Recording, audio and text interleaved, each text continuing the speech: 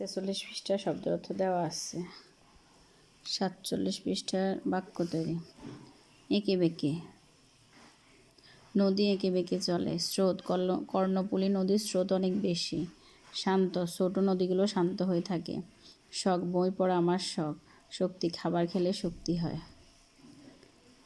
সঠিক উত্তর, ছোট নদী হচ্ছে ধানতারা। হিমালয় পর্বতে জন্ম পদ্মা নদী। বাংলাদেশ ও মায়ানমারকে ভাগ করেছে নাফ।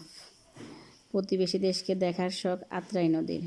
বর্ণগুলো সাজিয়ে লিখলে শব্দ হবে না। নট ফল।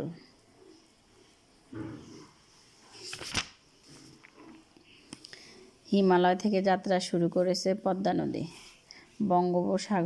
বঙ্গোপসাগরে মিশেছে মেঘনা নদী।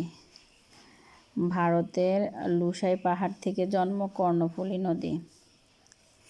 মা মাছ ডিম ছাড়ার জন্য আসে হালদা নদী।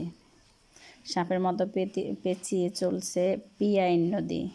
ছোট বড় পাথর বয়ে আনে সাপের মতো পেঁচিয়ে চলছে সোমেশ্বরী নদী। ছোট বড় পাথর বয়ে আনে পিয়াইন নদী। এই যে এখানে দেওয়া আছে ক নাম্বারে পদ্মা, খ নাম্বারে মেঘনা নদী, গ নাম্বারে কর্ণফুলী, ঘ নাম্বারে হালদা নদী, ও নাম্বার সোমেশ্বরী নদী, চ নাম্বার পিয়াইন নদী।